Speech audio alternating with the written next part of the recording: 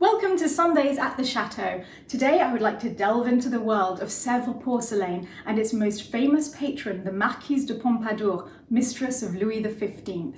For those of you who don't know me, I'm Stephanie, the chatelaine of the 16th century Chateau de Lalande in the heart of France. And if you love all things chateau, then please subscribe to this channel. As you can see, I'm not at the chateau today. I'm doing a lot of travelling this month before we open for the season next month at Lalande. And this week I found myself in London for one day and managed to pop into the Wallace Collection, which is my favourite museum there, with my friend Ollie to see their incredible collection of Sevres porcelain. The Marquise de Pompadour was born a simple commoner in Paris in 1721 with the name Jeanne Antoinette Poisson, or Miss Fish. Her father subsequently had to flee France to avoid being prosecuted for fraud and lived abroad for several years, during which time her beautiful mother took a wealthy lover. On her father's return, he just moved in with the mother and the lover and the children, and they all lived together, which was not the usual background for a royal mistress of the time. They were almost always aristocratic. When she was 9 years old, a fortune teller predicted that she would reign over the heart of a king, and from then on her family always called her Reinette, which means little queen in French. At the age of 20, she married the nephew of her mother's lover and became Madame Etiole. She and her husband fell in love with each other, and she used to joke and claim that she would never leave him, except for the king. Because her husband was rather wealthy, she was able to set up her own salon and invite the leading intellectuals and philosophers of the day, people like Montesquieu and Voltaire. In those circles, she developed her conversation, her wit, her intellect. She started to be talked about as an intelligent, beautiful, cultured woman, and word of her probably reached the king around that point. But as a simple commoner, she did not mix in the same circles and had no way of meeting him. 1 year after the birth of her daughter Antoinette, she and her husband lived on a house which bordered the forest of Sénart, which was used as a royal hunting ground. Now, in those days, only nobles were allowed to hunt, but neighbours could follow the hunt at a distance in their carriages. But as she was desperate to get the king's attention, she rode her carriage right in front of him, twice. The first time in a blue carriage wearing a pink gown, and the second time in a pink carriage wearing a blue gown. She always did know how to make an entrance. The king certainly noticed her and even sent a gift of venison to her home. But his then mistress, the Duchess of Châteauroux, realised he was attracted to her and sent word that she was to stay out of the way. And in those days, you didn't cross a royal mistress. Luckily for Jeanne Antoinette and unluckily for the Duchess died very shortly afterwards.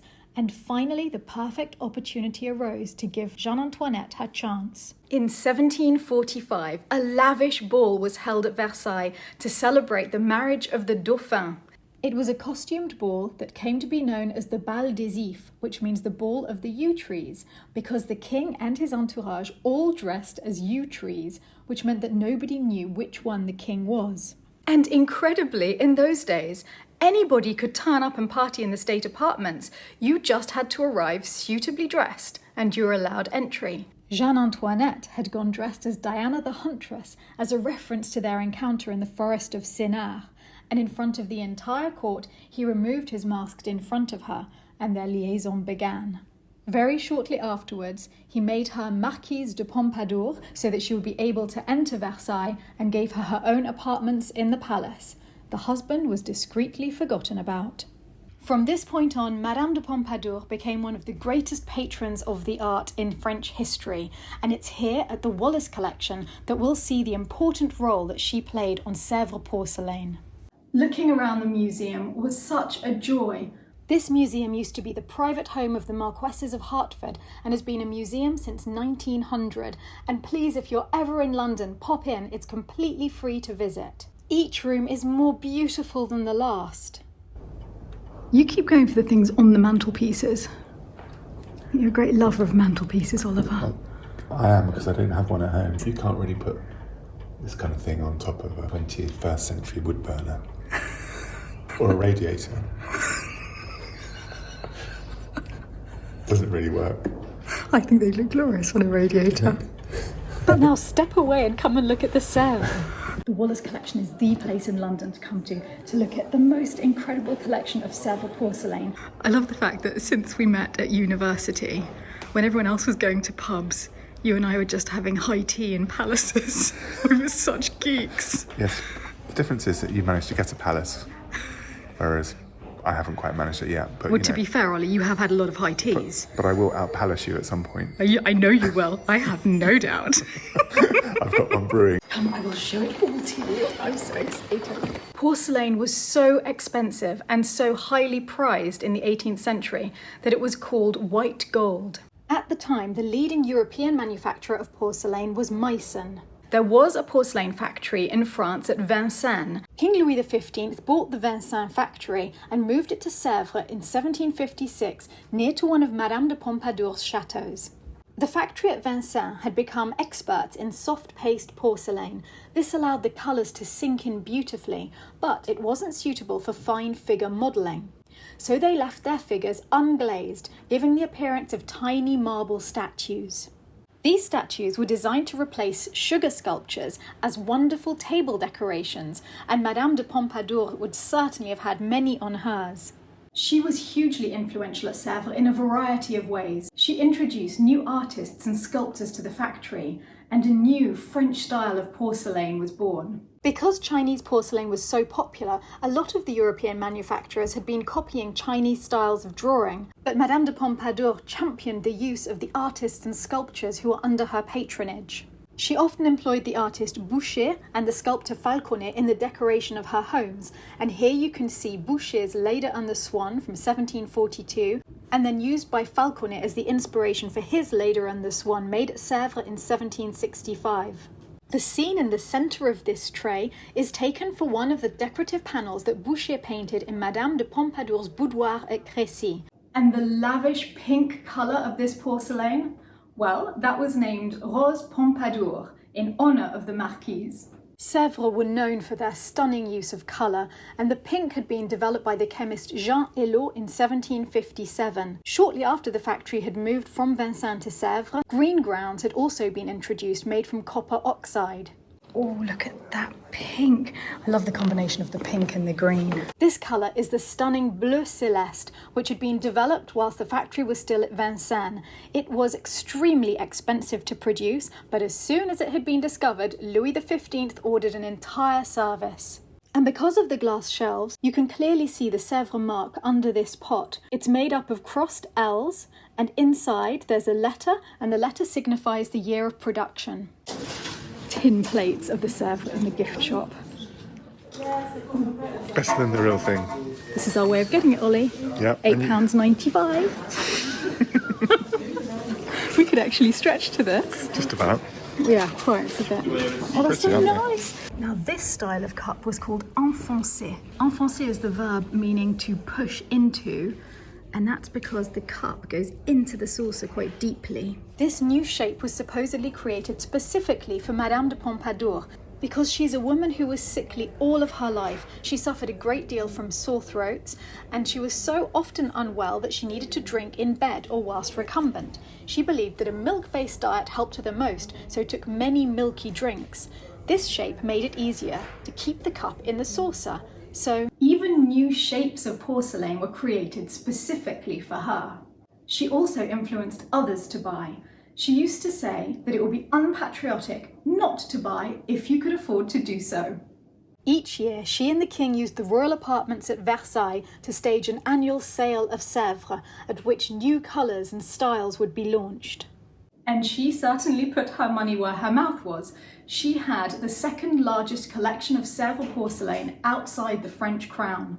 This small tea tray, known as a déjeuner, is a good example. It's decorated with an underglaze blue and an overglaze green ground, and the combination was very difficult to achieve and was used mainly between 1758 and 1760. Madame de Pompadour probably bought this one at the big annual sale at Versailles in December 1759. How are you feeling, surrounded by all this Sevres? I'm feeling that I need to do some serious upgrading on the home decoration front. Yes! One of the things that I love most in porcelain of this period is the fact that there was a shape designed for every conceivable purpose. This is a marronnière, which was designed to hold candied chestnuts, and it was an open lattice form so that the sugar syrup would be able to drip out and stop the chestnuts from becoming soggy. This ingenious object was probably a gift from Louis XV to his daughter Marie Adélaïde. It's an elaborate desk set on which there's a terrestrial and a celestial globe, and in the middle a cushion supporting a crown. One of the globes would originally have housed an inkwell, and the other was a container for sand that was used to dry the wet ink. The celestial globe is pricked with tiny holes that match the positions of the stars in the sky, and the silver gilt of its liner would have twinkled brightly through it. And the crown in the centre originally contained a tiny bell to call the servant when one's finished writing the letter, so that she can send it. Like Queen Marie Antoinette after her, Madame de Pompadour loved nature and animals and all things rural, and she created small ermitages at Versailles and Fontainebleau. The word ermitage means literally a hermit's retreat, and it's where she could escape from the life of the court and indulge in rural pastimes. On this plan of her Hermitage at Fontainebleau, you can see that to the right of the building is the Basse Cour, which is the place where chickens were traditionally kept. They would go and collect the fresh eggs, and the king himself would make supper for them. Maybe with something like this egg steamer. I've been wanting to see this one up close because it's a potpourri and egg steamer in one. Who doesn't need that? Why don't we have these? You could have scent your room and steam an egg at the same time. Sensual. Genius. Let's have a closer look. The clue to this ingenious object lies in its decoration, as is often the case with Sevres. On the side are paintings showing cherubs and trophies, and they are allegories of smell. This shows that it was used as a perfume burner. Liquid perfume could have been heated over oil with a wick in the little dish. But the darling chicken on top, in her nest with her little chick, show that it could also be used as an egg steamer. The egg would have been placed just below the chicken, and water would have been boiled beneath, and that would have steamed the egg. This is one up on the egg coddlers, isn't it? Let's take the egg coddler to the next level. This object was perfect for extremely rich people who liked to pursue simple country pursuits. But Sevres didn't just come in extraordinary shapes, it was even inserted into furniture. This is actually a filing cabinet, which slightly beats the one I got in my office. I feel like your whole house is going to be redecorated after this visit. Do you think I could put this down as a business expense? Definitely. In the Home Office? I mean, admittedly, you couldn't file much in it. What woman doesn't need that in her office? Madame de Pompadour loved furniture that incorporated porcelain elements, and you can see that in this portrait of her, where just on the right-hand side there are small labels made from porcelain. And many of the shapes that the factory produced reflect the lives not only of the crown, but also of the Marquise. Both Louis XV and Madame de Pompadour were obsessed with perfumes. Louis commissioned his perfumer to create a new scent for every day of the week and had his shirts rinsed in a mixture of rose water and spices. And apparently Madame de Pompadour's yearly budget for scent alone would come to over $60,000 in today's money.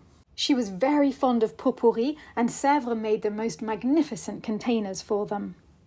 This incredible garniture consists of one of Sevres' famous boat-shaped potpourris, flanked by two elephant-headed vases/candle holders. The paintings on them are inspired by the works of Boucher, but the most remarkable part are those elephants' heads, which even include gilded hair inside their ears and wrinkles on their trunks. This was the last and most elaborate of the three boat shapes made at Sevres in the 1750s. This one probably reflected recent French naval victories in the 7 Years' War, which however long-term turned out to be disastrous for France. The holes in the delicate rigging would have allowed the scent of the potpourri to escape. Extraordinarily, even the physical changes in the relationship between the Marquise and the king were recorded in porcelain. In 1751, they decided that from henceforth their relationship would become platonic, and they decided to tell the whole world about that. Madame de Pompadour commissioned the sculptor Falconet to make this beautiful statue, L'Amitié au Cœur. It's modelled on Madame de Pompadour and is a representation of platonic love. He made 19 copies whilst the factory was still at Vincennes, and once it moved to Sevres, they employed him to oversee the biscuit workshop there. But although Madame de Pompadour's relationship with the king had become platonic, she remained his confidant and greatest love for the rest of her life. But although her life had been full of comfort and luxury, it had not always been easy. The disastrous 7 Years' War, the loss of her only child at the age of 10, and innumerable miscarriages throughout her time with the king all took their toll on her already fragile health. By the 1760s, she was almost always sick, in pain, and suffering from heart problems. But still she kept up her glamorous appearance. At the heart of this stunning set are 2 large powder boxes, decorated with heads of corn because face and hair powder were commonly made from starch. There are 2 pomade pots which would have held hair and face creams, and the 2 smallest pots would have had mouche, which were the patches worn by women to cover spots or blemishes. There's a clothes brush, and this darling little wig brush, which would have been used to remove wig powder from the shoulders. This toilette set was probably intended for Madame de Pompadour, but was left incomplete on her death in 1764 at the age of just 42. Her coffin left Versailles on a miserable rainy day. Louis XV, watching it leave, said in floods of tears, "The Marquise does not have good weather for her journey today." To end on a slightly happier note, we're also having miserable weather, but it's a happier occasion because we're going for afternoon tea. Well, Oliver, you got chocolate on your lip. That's always a good sign in life. What do you think of the porcelain? It's not quite Sevres, but it's actually surprisingly nice. Quite nice. I was expecting The real thing. the real thing. But, Shall I just be incredibly rude and find out what it is? Oh, Wedgwood, wow. Surely nice and British. And Wedgwood designed this exclusively for the Langham. Well done, Wedgwood. You've done a good job. I like it. This is the life. And we had to do this because it is raining so horribly outside. We had no choice but to pop in hot chocolate. We've been very modest, just having the actual cream tea with champagne, like those 2 are having over there, is amazing. Next time I'm in London. Thank you. I wasn't inviting I you. will gracefully accept your invitation. That's extremely generous of you. And we will be having champagne. Oh, will we? Will we? Thank you. You're such a good friend, Stephanie. I hope you enjoyed this week's video and all that stunning porcelain. If you did, it would be great if you could subscribe to this channel. And most importantly, before I go, I want to give a huge thank you to all of the patrons of the Chateau de Lalande. You make it possible for me to make these videos and to continue with the restorations at the chateau. So a huge thank you to our Marquis and Marquise of Lalande, Brian Woodward, Caroline Forster, Brenda Gibbons and Daniela, and to all of our Counts and Countesses of Lalande, whose names you'll see now. To all of our patrons, a huge thank you. And see you next week.